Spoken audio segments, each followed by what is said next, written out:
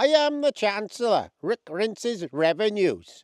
Ladies and gentlemen, economically defeated masses, good evening from the Treasury, where we don't print money, we pretend to have it. Now, I understand there's been some grumbling across the nation, and apparently you grubby lot think the UK is broke. Well, that's completely untrue. We're not broke, we're liquidly diversified. To be honest, I succeeded in claiming universal credit on the way in here, so me and my hamster Ted could go on an all expenses paid holiday to Venezuela. Now I know what you're thinking. Chancellor, why are you taxing the poor until they squeak, while giving away billions to foreign farmers, wars we don't win, and green projects that only work in theory, written on the back of champagne socialists' vegan sausages? It's very simple. You, the people, are the problem. You heat your homes in winter, you selfish brunts.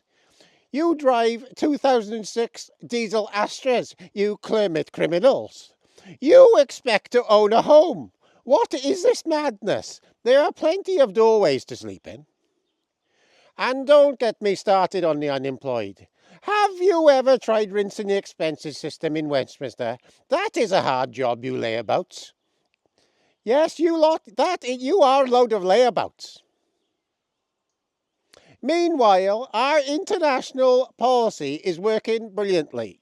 We've shut down British farms because why grow food here when we can pay foreign governments to do it for us?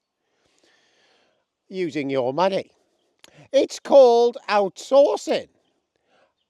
Outsourcing hunger, and it's green, good for the environment.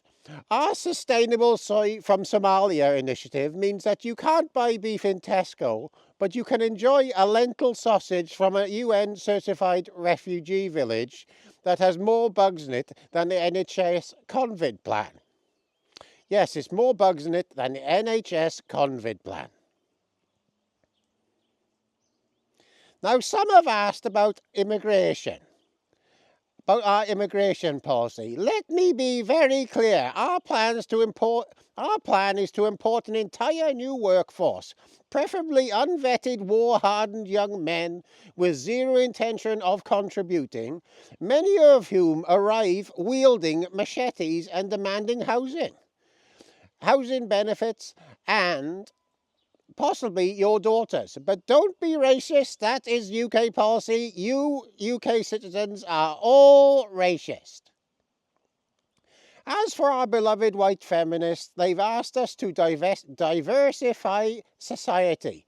So we've obliged, and now they're learning cultural appreciation the hard way behind a Lidl with someone called Abdul, who has 3 phones and no passport. And pubs, yes, the sacred British pub, the heart of every village.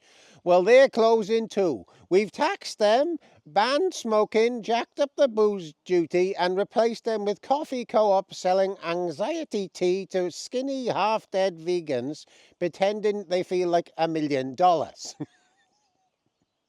Because really, if you can't afford to live, why should you be allowed to enjoy yourself? Not on your Nelly, we must stop that immediately. Now, a quick update on the war fund. We spent 35 billion sending weapons to a country that ends in "ain." Personally, I couldn't even point to it on a map, but hey, it looked good on Twitter and the alphabet people seemed happy. Meanwhile, back home, British veterans are sleeping in doorways and begging for warm pasties off the migrants walking by. But again, that's your fault. You should have joined a hedge fund, not the army, you lazy bastards. And finally, I wanted to announce our boldest plan yet, the Compulsory Hope and Bullcrap Act 2025. You'll all be issued emergency bunting and legally required to smile on Wednesdays and face a prison sentence for daring to mention that a certain religious group are nutters with backpacks full of dynamite. And don't get me started on pointy knives. We're going to put a stop to that, you kitchen-wielding, potato-peeling nutcases. So, in conclusion, the country's not failing because of us, it's failing because of you. Now pay your council taxes and stop asking questions. And if you can't afford true food, try our new slimming injections. It's working wonders on the fatties of the country. And oh my God, please, please, please vote Labour at the next election, as this is the only way to destroy this country from the bottom up. Heil!